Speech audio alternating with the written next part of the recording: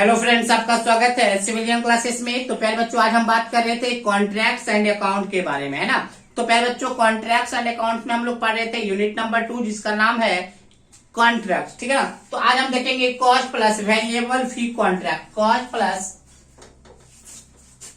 Plus variable या fluctuating फी contract. क्या देखेंगे? Cost plus variable and fluctuating fee contract. तो प्यारे बच्चों, पिछले लेक्चर में हमने बताया था कि जितना एक्चुअल कॉस्ट आएगा, मतलब हमने क्या बोला था प्यारे बच्चों, हमने बोला था कि अगर 5 लाख का प्रोजेक्ट है, 5 लाख का प्रोजेक्ट है, तो आपको कितना, अगर आप किसी प्रोजेक्ट को, जो प्रोजेक्ट हम दिए हैं उसको अगर आप 5 लाख में आप तैयार करके देते हैं तो हम आपको देंगे 50,000 रुपया। तो टोटल आपको ऑनर को कितना पेड करना पड़ेगा? 5 लाख प्लस 50 मतलब 5.5 लाख। अगर आप 4.5 लाख रुपया में करते हैं तो आपको हम देंगे हम मान लीजिए 60,000 रुपया। तो कितना हो गया? 5.1 लाख रुपया। मतलब आपको कॉन्ट्रैक्टर को कितना एक्चुअल कॉस्ट देना पड़ेगा प्लस आपका वेरिएबल फी। अगर आप 4 लाख रुपया में कर देते हैं तो हम आपको देंगे 80,000 रुपया। तो टोटल आपको कॉन्ट्रैक्टर को देना पड़ेगा 4 प्लस 80 मतलब 4.8 लाख रुपीज। तो बात समझ में आया? कॉस्ट के बाद आपको जो फी है प्यारे बच्चों, वो वेरिएबल फी है। वो क्या है आपका? वेरिएबल फी। वेरिएबल फी होने से क्या होता है ना कि देखिए, अगर कम दाम में कर रहा है तो कॉन्ट्रैक्टर का भी फी बढ़ रहा है। अगर कॉन्ट्रैक्टर कम दाम में क्या कर दे रहा है, प्रोजेक्ट को कंप्लीट कर रहा है, तो कॉन्ट्रैक्टर का फीस देखिए इधर बढ़ रहा है। और ऑनर को भी फायदा है कि देखिए कम फी में कर रहा है तो उसको कम रुपया देना पड़ रहा है। तो इसमें सबसे बेस्ट सिस्टम है कॉन्ट्रैक्ट का। इसमें कॉन्ट्रैक्टर एंड ऑनर दोनों को बेनिफिट बराबर रूप से होता है। ठीक है प्यारे बच्चों, चलिए, तो हमने यही बात लिखा है, in this type of contract the contractor will be paid the actual cost of the work. The contractor will be paid the actual cost of the work, comma the fee to be paid is worked by referring to the sum sliding scale। And जो profit फी होता है वो paid किया जाता है, जैसा कि agreement में स्लाइडिंग है, कितना में इतना बनाइएगा, इतना में इतना मिलेगा। मतलब 5 लाख में बना दीजिएगा तो 50,000 आपको मिलेगा, 4.5 लाख में बनाइएगा तो 60,000 मिलेगा, 4 लाख में बनाइएगा तो 80। तो जो स्लाइडिंग स्केल जो आपका एग्रीमेंट में होगा, जो सम स्लाइडिंग स्केल होगा, उसके अनुसार आपको प्रॉफिट दिया जाएगा। नेक्स्ट, जो आपका दिया जा रहा है फी, देखिएगा प्यारे बच्चों, ये इनवर्सली प्रोपोर्शनल है। ज्यादा फी है, ज्यादा एक्चुअल कॉस्ट है तो कम कॉन्ट्रैक्टर फी है।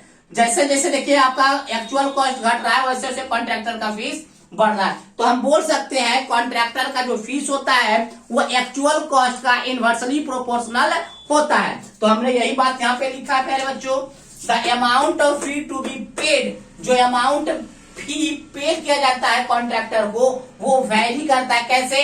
इनवर्सली अकॉर्डिंग टू इनवर्स और decrease of the estimated cost agreed by the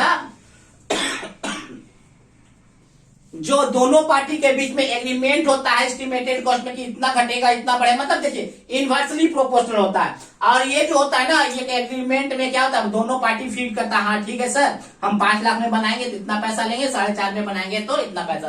तो जो एग्रीमेंट में दोनों पार्टी फिक्स्ड करता है, जो पार्टी एग्री करता है उसके अनुसार पैसा मिलता है। और कॉन्ट्रैक्टर का जो फीस होता है वो इनवर्सली प्रोपोर्शनल होता है actual cost of the project. अब देखिए प्यारे बच्चों, एडवांटेज हम क्या देख रहे हैं, इसका एडवांटेज, सबसे बड़ा एडवांटेज क्या है प्यारे बच्चों, कि इसमें क्या होता है ना, कॉन्ट्रैक्टर के साथ साथ ऑनर को भी फायदा होता है और सबसे बेस्ट सिस्टम माना जाता है कॉन्ट्रैक्ट का। ठीक है ना। तो देखिए प्यारे बच्चों, हमने क्या लिखा है, the owner and the contractor both will be benefited in the possible cost of construction.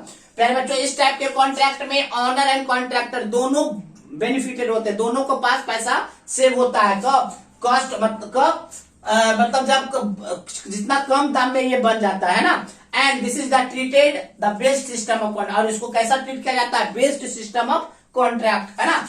अगर हम डिसएडवांटेज के बारे में बात करें प्यारे, तो देखिए पहले इसका डिसएडवांटेज क्या है वो समझिए।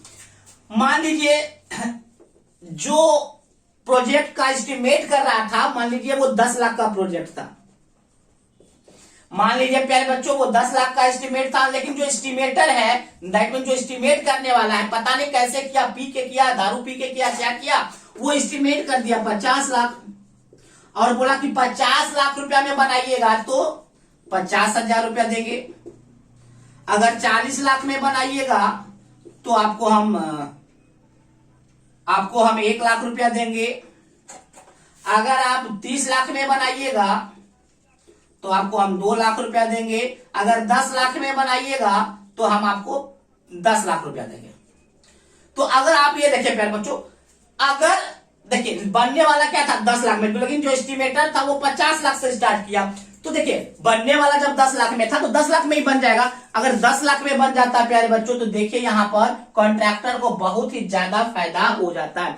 तो जो एस्टिमेटर है, एस्टिमेट करने वाला प्रोजेक्ट का, वो सही ढंग से एस्टिमेट करे, नहीं तो कॉन्ट्रैक्टर को ज्यादा बेनिफिट मिल सकता है। तो यही बात हम लिखे हैं डिसएडवांटेज में, the estimated cost must be accurately determined. जो एस्टिमेटेड कॉस्ट होता है प्यारे बच्चों, कितना में बनेगा प्रोजेक्ट, वो बढ़िया से डिटरमाइन करे ताकि कॉन्ट्रैक्टर को ज्यादा बेनिफिट ना मिल सके।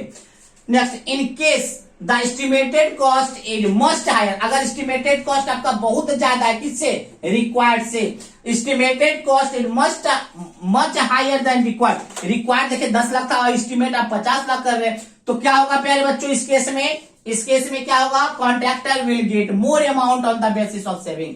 तो कॉन्ट्रैक्टर को ज्यादा पैसा मिलेगा। तो प्यारे बच्चों ये देखिए, ये हमने बताया कॉस्ट प्लस वेरिएबल फी कॉन्ट्रैक्ट। अगर इसी को हमको करना था cost plus variable percentage rate, तो कुछ सारा कुछ यहां से लेकर यहां तक सेम लिखा था, बट यहां पर जो लिखा था the fee is as a percentage referring by some sliding scale. बस इतना ही अंतर होता। क्या होता, लिख देते हैं द प्रॉफिट। कब, किसका लिख रहे हैं, जब आपका कॉस्ट प्लस वेरिएबल परसेंटेज रहता, तो the profit of contractor is paid by percentage, फिर यहां से referring to some sliding scale. बात समझ में आ गया। तो इतना ही अंतर था। ठीक है प्यारे बच्चों, तो ये हमने पढ़ लिया चारों तरीके का। कौन कौन सा, cost plus percentage rate contract, फिर हमने पढ़ा कॉस्ट प्लस फिक्स्ड फी कॉन्ट्रैक्ट, फिर हमने पढ़ा कॉस्ट प्लस वेरिएबल फी कॉन्ट्रैक्ट। फिर देखिए थोड़ा सा ही चेंज कीजिए, रेड पेन से जो हमने लिखा बस इतना ऐड कर दीजिएगा तो हो जाएगा कॉस्ट प्लस किसका, cost plus variable percentage rate contract. तो चलिए प्यारे बच्चों हम लोग देखेंगे दूसरे टाइप का कॉन्ट्रैक्ट जिसका नाम है लेबर कॉन्ट्रैक्ट। चलिए इसको नोट डाउन कीजिए।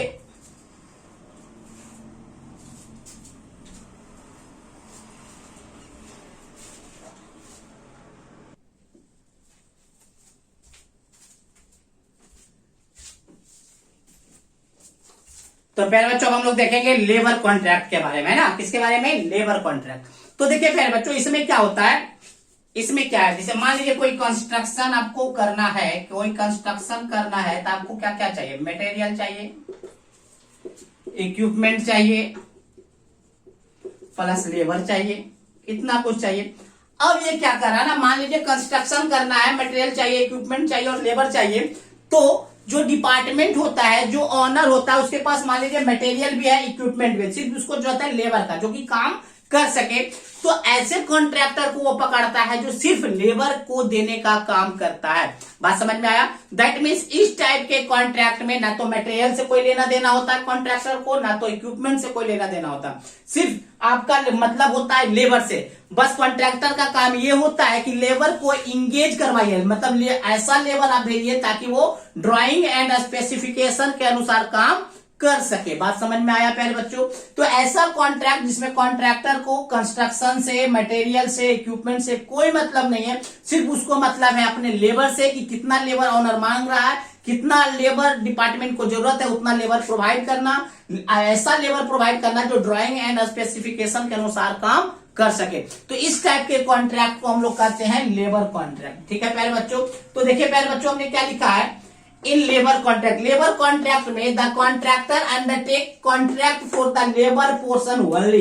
इस टाइप के कॉन्ट्रैक्ट में कॉन्ट्रैक्टर जो अपने अंदर कॉन्ट्रैक्ट लेता है वो सिर्फ लेबर पोर्शन सिर्फ लेता, मतलब सिर्फ हमको लेबर पोर्शन का काम लेना और कोई मटेरियल, कोई कंस्ट्रक्शन का काम नहीं लेना है।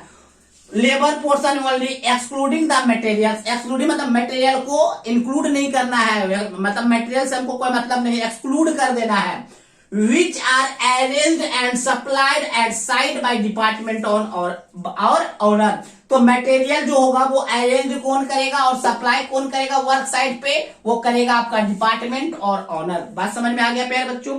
लेबर कॉन्ट्रैक्ट में कॉन्ट्रैक्टर अपने अंदर जो लेता है वो सिर्फ लेबर पोर्शन लेता है और मटेरियल को एक्सक्लूड कर देता है। मटेरियल को लाना और पहुंचाना वर्क साइट पे वो डिपार्टमेंट और ऑनर का काम होता है, ठीक है ना। Next, in this contract the contractor engages the labour. प्यारे बच्चों, इस टाइप के कॉन्ट्रैक्ट में कॉन्ट्रैक्टर क्या करता है, कॉन्ट्रैक्टर का काम बस इतना होता है कि लेबर को काम में इंगेज रखे और gets the work done as per drawing and specification, और काम को as per drawing and specification के अनुसार करवा सके, ठीक है ना। अब हम इसके एडवांटेज के बारे में देखें प्यारे बच्चों, तो क्या है, the material stored by the department are thus utilise. अब देखिए प्यारे बच्चों, इसमें क्या होगा, मटेरियल को जैसे चाहेगा डिपार्टमेंट वैसे यूटिलाइज करेगा वो अपने अनुसार। इसमें कॉन्ट्रैक्टर का कोई मतलब नहीं है मटेरियल्स में, तो डिपार्टमेंट या ऑनर अपने अनुसार मटेरियल को खर्च करेगा, ठीक है ना।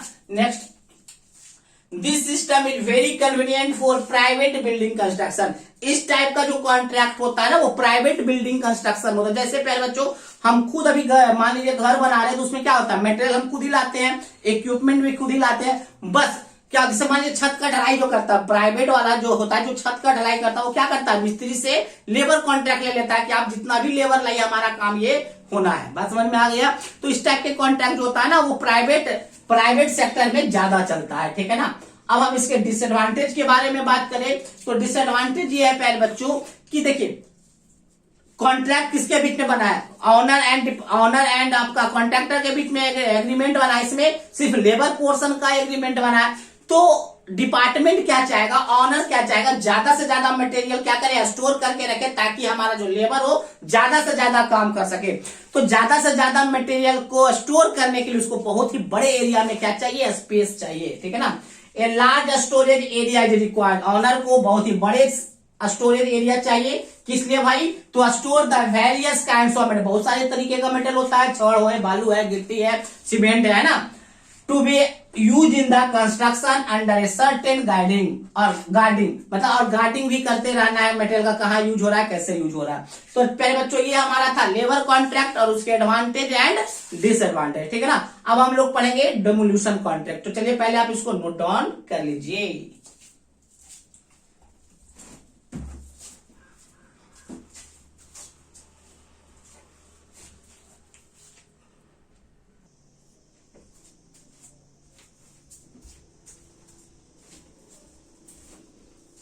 तो पहले बच्चों हम लोग देखेंगे डेमोलिशन कॉन्ट्रैक्ट। डेमोलिशन का मतलब होता है जो एग्जिस्टिंग स्ट्रक्चर है उसको तोड़ना, मतलब बिल्डिंग को तोड़कर गिराना, रिमूव करना। मान लीजिए प्यारे बच्चों, मान लीजिए कोई आपका ओल्ड बिल्डिंग है, मान लीजिए ये आपका ग्राउंड लेवल है, ये आपका ग्राउंड लेवल है, ये first floor, second floor, third floor, इस प्रकार है।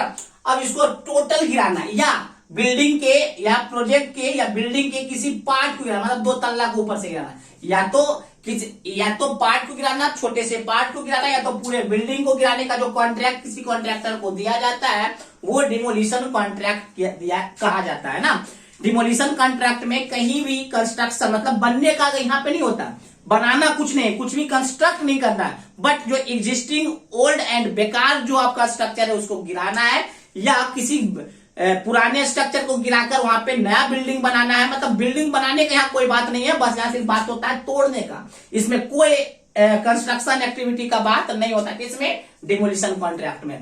तो देखिए मेरे बच्चों, हमने क्या लिखा है, this contract includes the demolition और the removal of a structure and its component part. पहले बच्चों, इस टाइप के कॉन्ट्रैक्ट में क्या इंक्लूड रहता है, तोड़ना या हटाना, किसको, तोड़ना या हटाना किसी भी स्ट्रक्चर या स्ट्रक्चर के किसी भी कंपोनेंट्स पार्ट को। बात समझ में आया। This is the simplest type of contract. पहले बच्चों, ये बहुत ही सिंपल टाइप का कॉन्ट्रैक्ट है। ऑनर क्या करता है, एक टेंडर निकालता है जिसमें लिख दिया जाता है कि यहाँ पर आपको इस स्ट्रक्चर को गिराना है, जिस कॉन्ट्रैक्टर को कॉन्ट्रैक्ट लेना है वो भरेगा। तो this is the simplest type of contract in which the owner invites tender for demolition of the existing structure. पहले बच्चों, ये बहुत ही सिंपल टाइप का कॉन्ट्रैक्ट है। इसमें ऑनर क्या होता है, टेंडर निकालता है जिसमें लिखा हो रहता है कि इस एग्जिस्टिंग स्ट्रक्चर को डिमोलिश करना है, दैट मीन्स तोड़ना है। In this contract there are no any construction activity. पहले बच्चों डिमोलिशन कॉन्ट्रैक्ट में कहीं भी कुछ बनने का जिक्र नहीं होता है, सिर्फ तोड़ने का जिक्र होता है, हटाने का जिक्र होता है। यही बात लिखा गया कि इस टाइप के कॉन्ट्रैक्ट में कंस्ट्रक्शन एक्टिविटी का कोई चर्चा नहीं होता है, सिर्फ तोड़ने का चर्चा होता है। तो प्यारे बच्चों आज हमने पढ़ा डिमोलिशन कॉन्ट्रैक्ट, फिर हमने पढ़ा लेबर कॉन्ट्रैक्ट, उसके पहले हमने पढ़ा कॉस्ट प्लस वेरिएबल फी कॉन्ट्रैक्ट। ठीक है प्यारे बच्चों, तो आज के लिए बस इतना ही। अगले क्लास में हम लोग पढ़ेंगे कुछ एक्स्ट्रा टाइप्स ऑफ कॉन्ट्रैक्ट के बारे में। ठीक है ना, थैंक यू।